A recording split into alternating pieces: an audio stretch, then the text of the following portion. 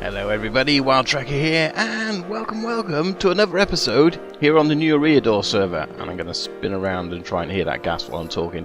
So I'm up in the Nether, and the reason we're here, as you can see, that's our Nether hub down there. And doesn't it look pretty cool? And we've been clearing away a fair bit of this Nether. So let me just spin around, and you can see all this area here has been cleared. It used to go up to the ceiling. This was a bit of a hole. And also over this side here as well. Cleared a lot of this, and this is, I think, myself and Bionic have been doing all this area. I know Nils has been doing an area somewhere as well. I'm not sure if he's been working on this or working on over by his, but we've kind of started from the south. As you can see, it's a sort of the dark green path, and we've kind of, anybody wants to come up here, you can do it. There's a kind of a way up here that you can get up here and clear this bit, and we're going to clear that bit next because that's overlooking this section here. But yeah, that's pretty good, and hopefully when we've cleared that bit and we've got this out of the way, we will be a quarter done.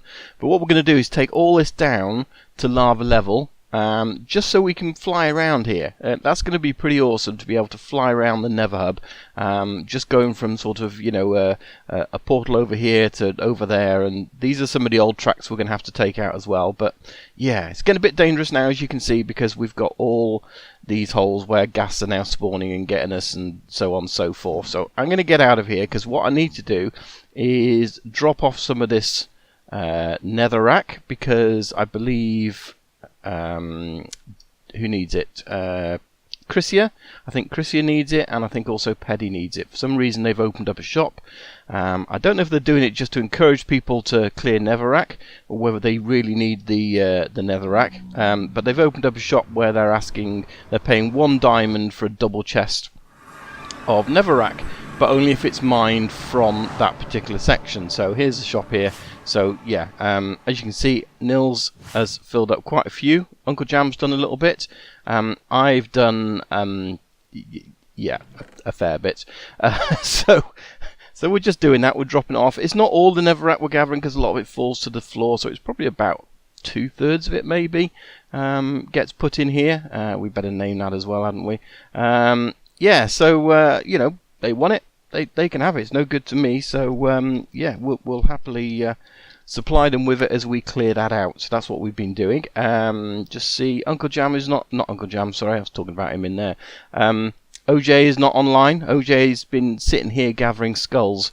So every time he's online, if you happen to be here, you can kill him, which is quite good. I was coming up with some creative ways to kill him earlier on, so hopefully he puts that in his video. But yeah, every tool, you know, is killed by Trekker's big stick. He was shot with a longbow. It was killed with Wild and Silky. It was killed with Trekker's big chopper. You know, it's even Trekker's spoon killed him. I did try hitting him with a diamond, and he just said I killed him. It didn't say it was with a diamond, unfortunately. But there you go. We've still got to set up our shop over here, so we'll probably do that shortly.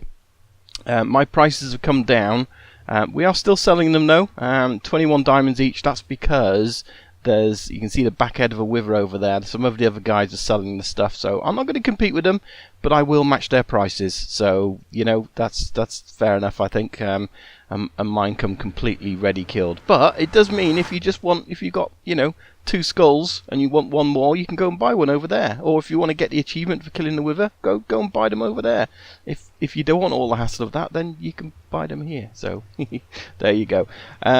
Yes, so I think what we'll do now is head over to my base, because I've got something planned I want to do there today. So yeah, let's get over there now and get working on this.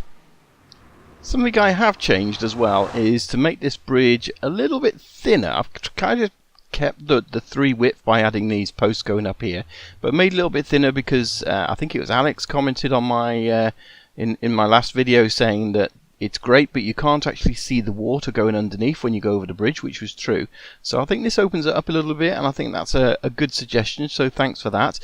Also got some feedback on these things. It seems that people like the black clay one, which is that one there. So I think it's nice because it's dark and it looks good. It kind of matches the dark areas in this, I think, as well. So sorry, not black clay, black concrete. So that might be a winner then for that. So I still haven't settled on it. As you can see down the bottom here, I even did smaller ones, but yeah, they're not really they're not great when they're small like that, and you can see the top. They kind of work up here, but then you could say that is the pillar part of it. So because they were just too big before, but I think it works quite well with those being the pillars, and then the rest of it being sort of up on a pillar again. So we're probably going to do that. Today, as you can see, I've been making some wood. We are going to build something over in this area. This is what I want to do today. So what it's going to involve is clearing out an area first of all. I've planned all this out. As I mentioned before, this is going to be my sort of town area over here. So we've already got one building in place. I want loads of other buildings. So down here, we're going to have a set of buildings. And what I'd like to do, I don't know if I'm going to get them done today, is I want to start building a market. So we're going to have a market here which kind of builds up all around this area, and what I want to do is be able to feed that market. So for example, we've got our chicken cooker here, so I want to be able to feed this chicken into a market stall selling chicken. It's only for me, but I can just come along and take the chicken from the market stall, so to speak. So what I want to do is actually build a potion machine, and it's going to feed a few potion supplying market stalls that are going to be down here. So that's the big plan. As I said, I don't know if I'm going to get it all done today. What we're going to do though is build inside this hillside. We are going to build the actual potion machine. It's going to be a sort of semi-automatic thing where basically it's what Dadcraft uses. It's his ultimate sort of potion smelting thing that we're going to put in there, and yeah, it's basically going to cook 27 potions at a time. They're going to go into a deep storage, and then those potions from deep storage will feed the market stalls. At least that's the plan. So let me get this cleared out. I've got a specific area and design in mind that I want to do. So I'm going to build it inside this hillside so it doesn't get seen, so to speak, and it needs a fairly big area. So let me get it cleared out, and then hopefully we can start building this thing. I've got the room kind of laid out, and I've put some blocks down. So this is where the main thing is going to do. We're going to put some redstone lamps along here, and you'll see why in a minute. And then we need a load of hoppers, which I've thankfully got everything prepared. So these are all going to go into this chest here, and yeah, I might have to do some of this off camera, but I'll do some of it on camera so you can kind of see the gist of it. But this is where we're going to empty out all of the brewing stands, and we've got 9 of those as well. So this is how we're going to be able to do 27 potions at once. There we go. And then I think we need some redstone down the bottom here, so we might as well do that while we're at it. So we want some repeaters going into these lamps, and these are going to use to power the lamps and basically lock these hoppers. I think that's the way it works. So what else do we need? Some more hoppers, because we need hoppers now going into the backs of these. We also need them going into the tops. So I guess that's a way of, yeah, that's a way of doing both, isn't it? So maybe not. So that's going to go like so, and then yeah, I need them on the top as well. So we shall put them there, and then the idea will be that we're going to use rails. So we'll have a set of rails going along here, which is going to be filling the back of the brewing stand. So that's like the water bottles and the blaze powder to power it. And then we'll have another rail up higher which goes across the top, and that's going to drop all the items into it. So that's kind of the way it's got to go. I think we need some more redstone down here. Put that all the way along there like so. Might have to have some more there. No, maybe that needs to be a repeater, and it gets powered by the redstone that comes along here. So I'm kind of doing this completely out of order. I'd say go and check Dadcraft's tutorial, because I think that is much better, and that might need to be one block higher there. I don't know, I'll go and check. So the next thing is really to start putting down the rails. So I think we need a powered rail, we need a normal rail, and then a detector rail, and that's going to go round that way. And then we need to kind of duplicate this on top, so it's going to sort of duplicate this bit round. It doesn't need that bit in there, round here I believe. Yeah, and then we're going to have some redstone going around here into blocks and things like that, which I don't know off the top of my head, so yeah, I'm going to have to look it up. I think we'll pause the video in between there. So that's kind of looking okay. Let's go on the top here. Yeah, so we'll kind of do exactly the same as we're doing down below. We'll have a rail goes into powered rail, goes into detector rail, and then that goes back into powered rails, which I think then go all the way across here. So let me get the rest of these put in, rather than doing everything on camera here, and then we'll have a little guided tour afterwards. Well, I've got it built. All appears to be working, hopefully. So let's just go through what we've done. All I've done is put the rails across the top there, and the same at the back. You can see the rails. We've got this block here is powering those rails. It's got a lever on the back. So we'll probably enclose this in a little bit later. And this is going to be the collection point. So we've got a hopper minecart here, sitting on these rails, and so the circuitry on here is actually quite simple. We've got a detector rail, we've got a comparator which obviously detects that going over there, or detects what's in the minecart, and yeah, this powers a block, powers a repeater, powers a block, powers that. So yeah, hopefully if there's nothing in the minecart, what it actually does is keeps that if there's something in the minecart, it keeps that powered. So that's the idea behind it, and we just literally start it by pressing this button here, and you can see it goes off over there, comes back, and it powers the rail, and or turns off the power to the rail, shall we say. Okay, so the top one works in exactly the same way. The circuitry is exactly the same at the top there, only this is going to feed what goes into the system. So let's give this a try. First of all, we've got nothing in there, so let's take 27 bottles if we can. In other words, a full minecart. So let's put all those in there, and to have the system working, we've got this up and down collecting or brewing system. So this is the bit of wiring. I did need that block in there. This is a bit of wiring that comes around the back. As you can see, when it's on, when we actually power this and it's in the down position for brewing, it powers everything around here. It'll power this this block, which powers the repeater and puts all the lights on and locks all of those under there. So it means that things can actually sit in the brewing stands without falling into the hoppers. If we didn't lock the hoppers, we put a bottle in there and it would just get sucked straight down straight away. So this is a clever little way of actually securing it, and you can see that the lights are on as well, so that's a nice little touch to say it's in brewing mode. Now when we actually switched over to the other mode, all those lights turn off, everything drops into the hoppers, and it ends up in the chest. Nice and simple. So let's put it into brewing mode, let's hit the button, so this will then start dropping all the bottles into it. There we go, and it will go across 3 times. There we go. And then because it's empty, it doesn't power that, so that's absolutely fine. So we've now got all the bottles in there. What I don't have with me is ingredients, so I think what we'll have to do is get some ingredients, but the idea is that we put 9 of each ingredient in there. So let me just go and brew up some potions. Let's brew up some fire resistance, because that's something we've used quite a lot of. And it means as well, I'll probably still keep these over here. I'll still keep this brewing station here, because it's just handy because not everything do we want to do en masse, so it's just quite handy if we want to do things not quite en masse. So we'll have some redstone and we'll have some magma cream. I think that's all we need. Yeah, let's go for that. We won't worry about the night. Hopefully someone else is on the server will do that. And again, this is a temporary door just so we can access it there, because once we start doing this bottom bit, because we've still got a lot more to do on this, it should be a little bit easier to access into. So here we go. So in the top one, we need to add into it 9 nether wart.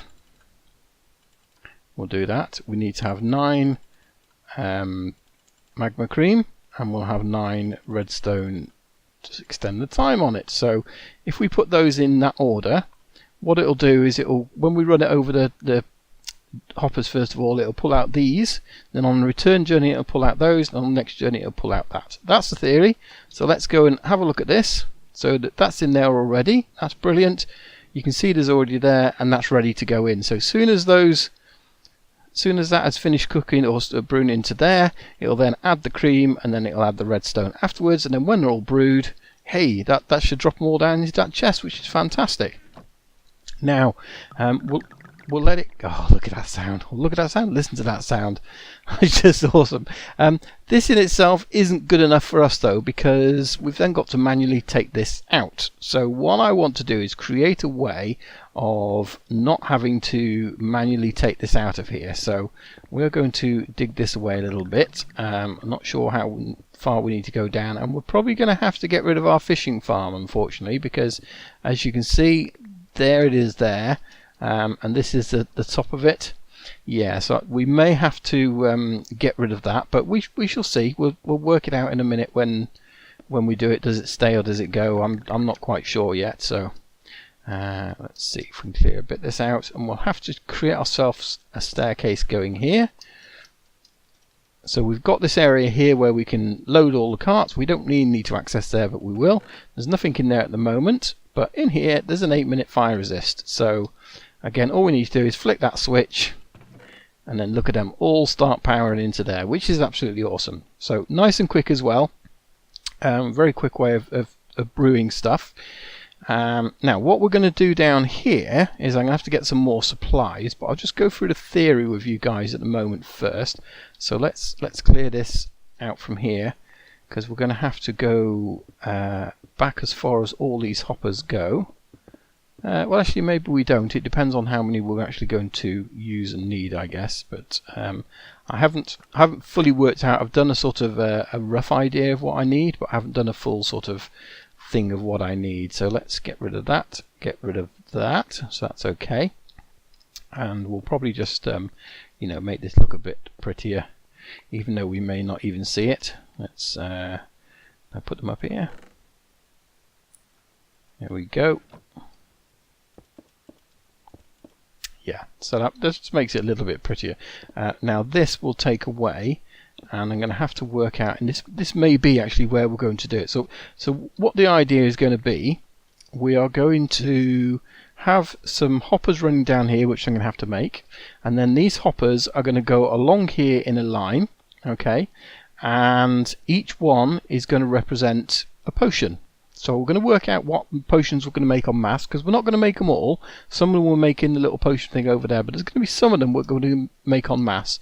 So we might decide, for example, yeah, like these, potion of fire, definitely, underwater breathing, night vision, health potions, resistance I'm not sure about, because the only thing with this is you've got to have 9 of each ingredient. So if we haven't got 9, gas tiers, then we can't jump up there. There's a block here, that's why. Let's jump down. Oops, not there. No, it's not there. Is it there? It's there.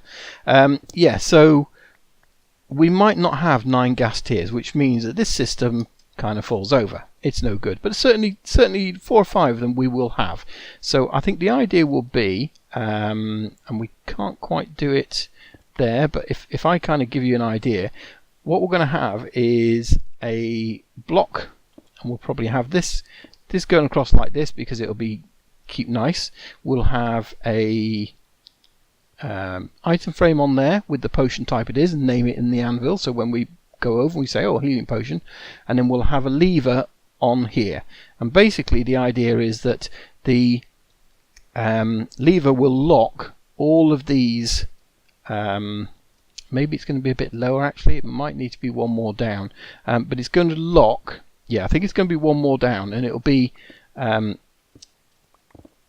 have hoppers going across, and underneath one hoppers going down, and hoppers going down will go into big bulk storage chests. And what we'll do is we'll lock all these lower hoppers, and then by doing that, so we would end up locking the hoppers here. By doing that, we can then be quite confident that nothing's going to fall down in them. And then we just choose which potion we're going to do. So I might say, let's do a health potion. This was the one.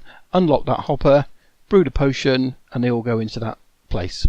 So that's my theory, because I think that's about as automated as I can do it. I mean, you guys let me know if you think there's another way. I don't think there is that I can think of. So yeah, have a think about that. But what I'm going to do is make up a load more hoppers, because we're going to need How many are we going to need? 1, 2, 3, 4, 5, 6, 7, 8. No, probably another 20, 30 hoppers, even more. So hopefully I've got enough iron for that. So and I can hear something out here. So probably we should have slept. Where are you, spider? No clue. There's a guy over there. We won't worry about him. Yeah, so let me get a few more hoppers made up, and we'll get the basics of this storage system worked out. I think I've got it all worked out. So let's turn that off for a moment. Now, if I put into here, and it's in the collection mode, because obviously it's like that. So if I just put a water bottle in there, what should happen is it goes down these hoppers. There is then a series of hoppers behind, and hopefully this will explain better to you. And it should be in this end hopper here, and it is. And that's because all these hoppers underneath are actually locked, as you can see here. However, if we unlock this one, so if that's, for example, if we were making water breathing ones, we'd come down here, we'd say, right, water breathing, flick that lever, do all the brewing, and then when we release the water breathing potions, they should end up in the water breathing chests. So if we go down here now, there's a bottle of water. So yeah, it's very, very simple. All we're really doing is locking all these hoppers at the bottom, because the way hoppers work is they even though they're traveling in that direction, as you can see, they do actually check below them first. So they check below them, that's hops locked, so they can't go in it, and therefore it keeps on going. So what we'll end up doing is putting a hopper on there like that, just to complete that hopper chain. We'll block all this off because we are going to, we might put a bit more white behind there, we're going to create a different way down to those chests.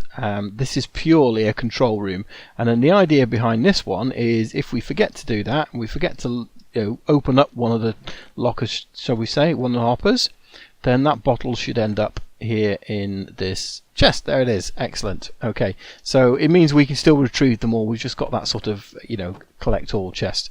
Maybe we'll just sort of do that like that. Yeah, that works for me. So yeah, we've got a nice little storage there, and I've been able to do this without destroying the fish farm. So that is still operational down there. Not that I've used it lately, actually, but it's there and available for us should we want to use it. And I'll just decorate this out a little bit. We've got that option to do that with these walls. It's the way I kind of designed it, was to have enough space to sort of create rooms and all that kind of stuff. So yeah, that's nice. That's done.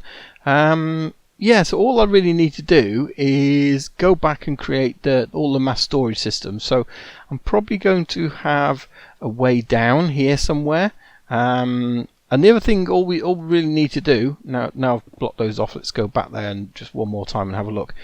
With this is going to be plenty of storage, because we've got 1, 2, 3, 4, 5, 6, 7, 8 chests worth, or 8 times 27 potions, plus the 5 in each hopper, plus in that hopper. Yeah, so we've got plenty of storage here. We're never going to be making that many potions.